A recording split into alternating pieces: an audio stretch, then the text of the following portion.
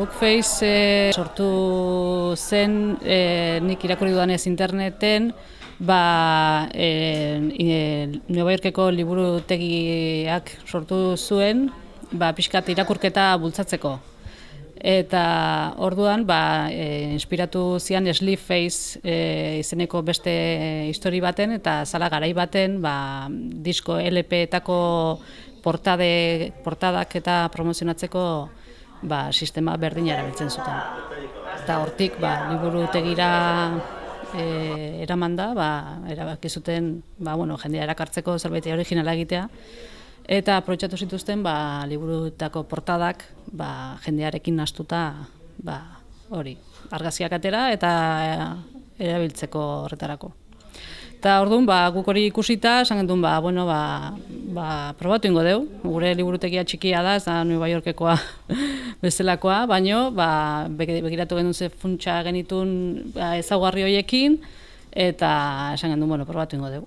Jendeak nahi duen edo jendea prest dagon hori histori hortan sartzeko.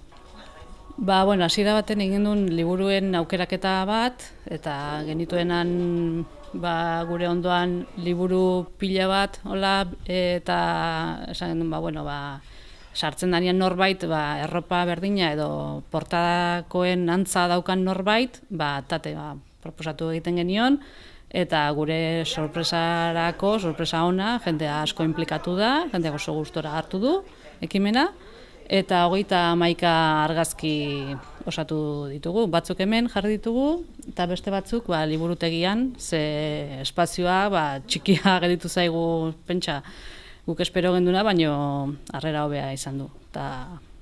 Hemen denera 31 jarri ditugu erakusketan, eta sare sozialetan ere jarriko ditugu, tarteka jendeak ezin duenak hurbildu. Gu ateratzen junginan mobilakin ateratzen, eta gero segun ze portada eta zer eskatzen zuen argazkiak moztu ditugu gehiago, hurbildu ditugu edo portadaren arabera. Denak liburutegiko erabiltzaileak dira eta bailarakoak daude zizurkilgo jendea, asteasukoa, bilabonakoa, pixkat denetatik. Gaur zabaltzen dugu erakusketa eta pentsatu dugu hilabete ukitzea zabalik, ze jende askok parte hartu du eta denei emateko aukera hurbiltzeko eta ikusteko. Ez bakarrik parte hartu duten nahi, baizik eta interesa daukan jende guztia hurbiltzeko eta liburutegietan lan egiten duen jendeari ere ideia gustatu zaio eta hurbilduko dira segurazki ikustea, ez, nola eginda dagoen.